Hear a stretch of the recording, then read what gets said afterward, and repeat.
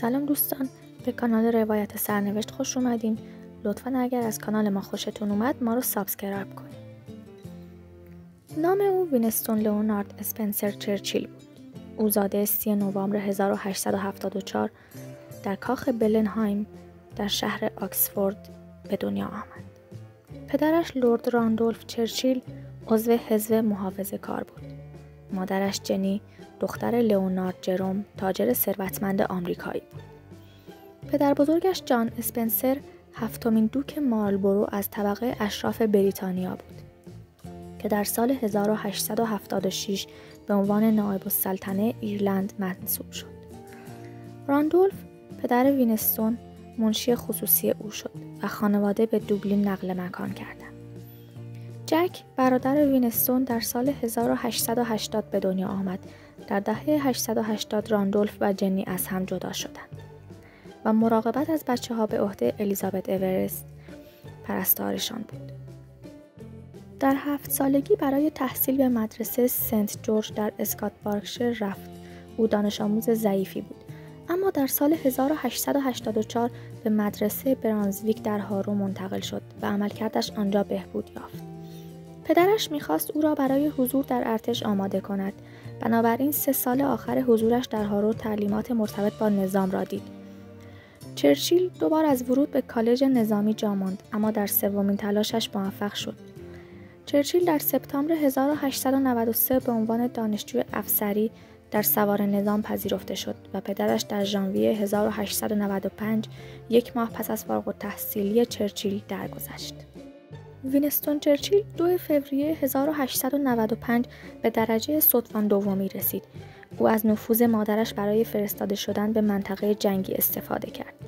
در پاییز 1895 به همراه دوستش رجی بارنز که افسر زیردست بود برای مشاهده جنگ استقلال کوبا به آن کشور سفر کردند و به نیروهای اسپانیایی پیوست.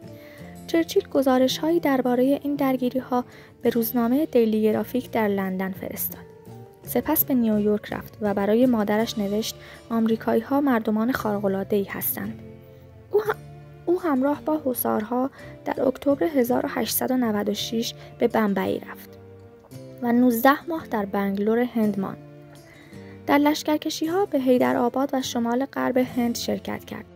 در هند به خودآموزی روی آورد و آثار نویسندگانی از جمله افلاطون، چارلز داروین را مطالعه کرد. کتاب‌ها را مادرش برایش می‌فرستاد و از مادرش خواست نسخه‌ای از سالنامه ثبت وقایع را برایش بفرستد. در سال 1898 چرچیل در مورد عقاید مذهبی خود به مادرش نوشت: من هیچ نوع باور مذهبی اعم از مسیحی و غیر مسیحی را نمی‌پذیرم. او در نامه دیگر به پسر عمویش نوشت: مذهب مخدری دلپذیر است. پروتستانتیسم را به کاتولیک رومی ترجیح می‌دهد، چون این مذهب 1 گام به عقل نزدیکتر است. در بازگشت به بریتانیا اولین سخنرانی عمومی خود را برای اتحادیه پامچال انجام داد. او دیدگاه‌های اصلاح طلبانه و محافظه‌کارانه را ترکیب می‌کرد و از ترویج آموزش سکولار و غیر دینی حمایت می‌کرد. چرچیل داوطلبانه به نیروهای میدانی مالاکاند به رهبری بیندونبلاد در مبارزه علیه شورشیان مومند در شمال غرب هند پیوست. بلاد به این شرط او را پذیرفت که به عنوان خبرنگار فعالیت کند. در سال 1897 به بنگلور بازگشت و اولین کتاب خود به نام داستان نیروهای میدانی مالاکاند را نوشت که نقدهای مثبتی دریافت کرد. همچنین ساورولا، رمانی رمانتیک بریتانیایی که تنها اثر داستانی اوست را هم در همین زمان نوشت. چرچیل نوشتن را برای سرگرمی پی می‌گرفت. نوشتن مهمترین حفاظ او در برابر افسردگی‌های مکرر بود. چرچیل به عنوان افسر زیردست در هنگ 21 لانسرز به لشکرکشی ژنرال هربرت کیچنر در سودان ملحق شد و همزمان برای روزنامه مورنینگ پست کار می‌کرد. پس از نبرد در 2 سپتامبر 1898 با مهدیون سودان که معتقد بودند مهدی ظهور کرده، فعالیت هنگ 21 به تعلیق درآمد. در اکتبر او به انگلستان بازگشت و نوشتن کتاب جنگ رودخانه که شرحی از این لشکرکشی بود را شروع کرد که در نوامبر 1899 منتشر شد. و تصمیم گرفت ارتش را ترک کند و از اقدامات بیرحمانه کیچنر در طول جنگ و رفتار بیرحمانه او با مجروحان دشمن انتقاد کرد. چرچیل در 2 دسامبر 1898 برای رسیدگی به امور نظامی و تکمیل استعفای خود از هنگ 4 هوسارها به هندوستان رفت. آنجا او بخش زیادی از وقت خود را به بازی چوگان که تنها ورزش توپی بود که به آن علاقه داشت می‌پرداخت.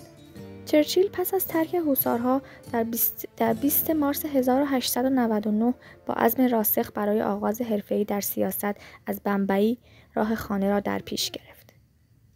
چرچیل با هدف راه یافتن به پارلمان در جلسات حزب محافظه‌کار سخنرانی کرد و به عنوان یکی از 2 نامزد پارلمان در انتخابات میان دوره‌ای ژوئن 1899 در اولدهام لنکشایر انتخاب شد و در مبارزات انتخاباتی خود را دموکرات معرفی می‌کرد. اگرچه کرسی‌های اولدهام پیش از آن در اختیار محافظه‌کاران بود، اما این بار حزب لیبرال پیروز شد و چرچیل از راهیابی به پارلمان باز ماند. چرچیل به عنوان خبرنگار روزنامه مورنینگ پست تحت سردبیری جیمز نیکول به آفریقای جنوبی سفر کرد. در اکتبر به منطقه درگیری نزدیک لیدی اسمیت که توسط نیروهای بوئر محاصره شد و سپس به کلونسو سفر کرد. گلوله باران توپخانه بوئر قطار او را از ریل خارج کرد و به عنوان اسیر جنگی دستگیر و در پورتوریا زندانی شد. و دسامبر از زندان فرار کرد و در واگن‌های قطارهای باری خود را مخفی کرد و گریخت. و سرانجام خود را به شرق آفریقای تحت الحمایه پرتغال رساند و به امنیت رسید. او در ژانویه 1900 برای مدت کوتاهی مجدداً به ارتش ملحق شد. او به عنوان ستوان در آفریقای جنوبی که هدفشان پایان دادن محاصره لیدی اسمیت و تصرف پورتوریا بود پیوست. او در ژوئیه از ستوانی استعفا داد و به بریتانیا بازگشت. گزارش‌های او برای روزنامه مورنینگ پست با عنوان از لندن تا لیدی از طریق پورتوریا منتشر شده بود و فروش خوبی داشت. چرچیل در فوریه 1901 وارد مجلس عوام شد و اولین سخنرانیش توجه مطبوعات را جلب کرد. او عضو گروهی از محافظه‌کاران به نام هولیگان‌ها بود، اما از دولت محافظه‌کار در مسائل مختلف انتقاد می‌کرد. اما لیبرال‌ها که با آنها معاشرت داشت از او حمایت کردند و چرچیل بعداً نوشت به جناح چپ گرایش پیدا کردم. تا سال 1903 شکاف واقعی بین چرچیل و محافظه‌کاران به وجود آمده بود. تغییر جهت چرچیل در سال 1904 ممکن است محصول جاه طلبی شخصی بوده باشد. او از لایحه لیبرال‌ها برای بازگرداندن حقوق قانونی به اتحادیه‌های کارگری حمایت کرد. با افزایش هزینه‌های نظامی مخالفت کرد و خود را تحسین کننده جدی اصول تجارت آزاد می‌یافت. چرچیل در رده یک لیبرال به سیاست‌های دولت حمله می‌کرد و به رادیکال بودن شهره شد. او کرسی شمال غرب منچستر را به دست آورد و در همان ماه زندگی نامه‌ای که درباره پدرش نوشته بود منتشر شد و پیش پرداختی معادل 8000 پوند دریافت کرد. این زندگی نامه مورد استقبال قرار گرفت. چرچیل در دولت جدید معاون وزیر امور خارجه در امور مستعمرات شد. او در آفریقای جنوبی خواستار برابری بریتانیایی‌ها و بوئرها بود و خاتمه تدریجی استفاده از کارگران چینی قراردادی در آفریقا را اعلام کرد. او و دولت به این نتیجه رسیدند که ممنوعیت ناگهانی باعث ناراحتی زیادی در مستعمره خواهد شد و ممکن است به اقتصادش آسیب برساند. چرچیل از کلمنتین هوزیر خواستگاری کرد. آنها 12 سپتامبر 1908 در کلیسای سنت مارگریت ازدواج کردند و اولین دخترشان دایانا در ژوئیه 1909 به دنیا آمد.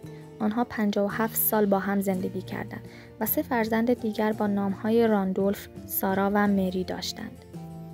چرچیل در سال 1910 به وزارت کشور ترفیع یافت و کنترل پلیس و زندان‌ها را به دست گرفت.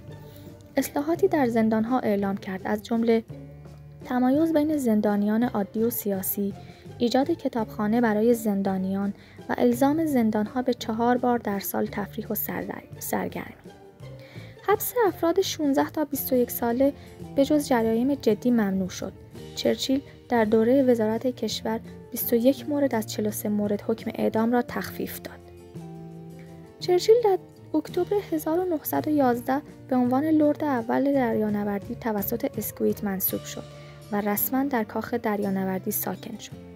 به دنبال بهبود شرایط نیروها بود و تحولات نیرو دریایی آلمان را زیر نظر داشت. پس از آنکه دولت آلمان قانون نیروی دریایی را برای افزایش تولید کشتی جنگی جدید تصویب کرد، چرچیل وعده داد به ازای هر ناو جنگی آلمان بریتانیا 2 فروند بسازد. او اصطلاح هواپیمای دریایی را ابداع و دستور ساخت 100 فروند از آن را صادر کرد.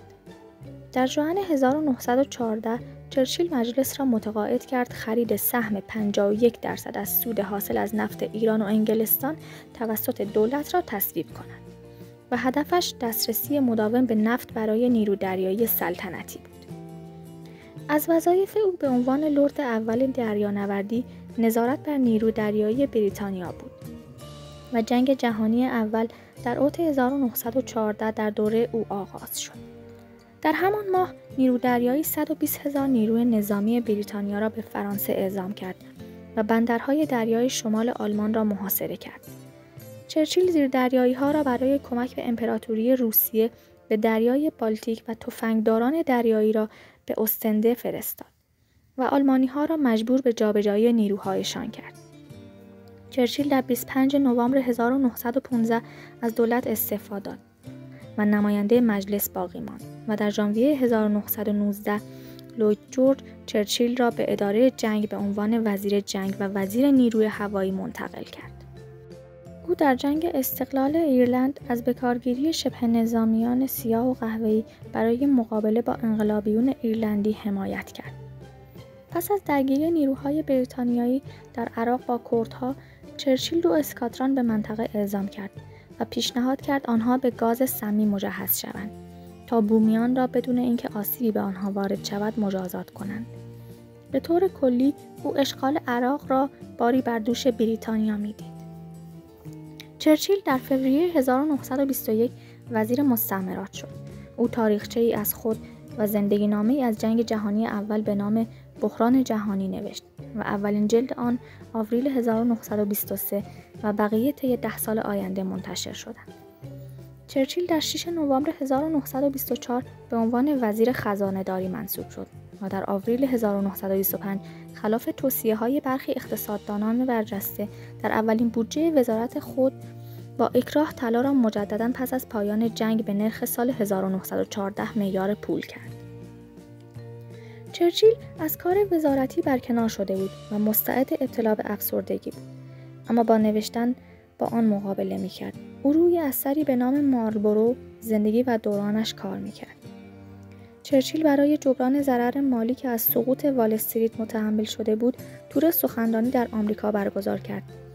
13 دسامبر هنگام عبور از خیابان تصادف کرد و دچار جراحت سر شد و همراه همسرش 3 هفته با کشتی به ناسائو رفتند، اما آنجا به دلیل ضرر مالیش افسرده شد.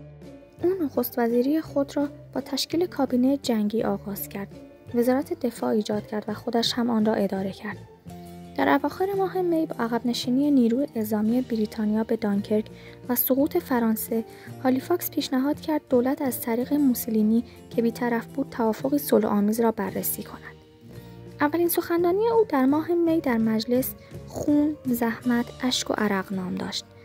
در 4 ژوئن سربازان فرانسوی تسلیم آلمان شدند و عملیات خروج از دانکرک به پایان رسید. چرچیل مصمم بود مستقیما در حمله به نورماندی شرکت کند و امیدوار بود که در روز پیاده کردن نیرو 6 ژوئن 1944 از کانال مانش عبور کند. اولین بار در 12 ژوئن وارد نورماندی شد. چرچیل 16 سپتامبر با دولت دیدار کرد. آنها در مورد طرح مورگنتاو برای اشغال آلمان توسط متفقین پس از جنگ به توافق رسیدند. هدف نه تنها غیر نظامی کردن آلمان بلکه غیر صنعتی کردن هم بود. چرچیل در ژوئن 1962 که 87 سال داشت در مونت کارلو به زمین افتاد و لگنش شکست. به بیمارستانی در لندن منتقل شد و 3 هفته آنجا ماند. او در 10 ژانویه 1965 دچار سکته مغزی شد و 12 روز بعد در 24 ژانویه درگذشت و دولت برای او تشییع جنازه رسمی برگزار کرد. مراسم تشییع در کلیسای جامع سنت پول در 30 ژانویه برگزار شد. تابوت او به آرامگاه خانوادگی در کلیسای سنت مارتین بلادون منتقل شد.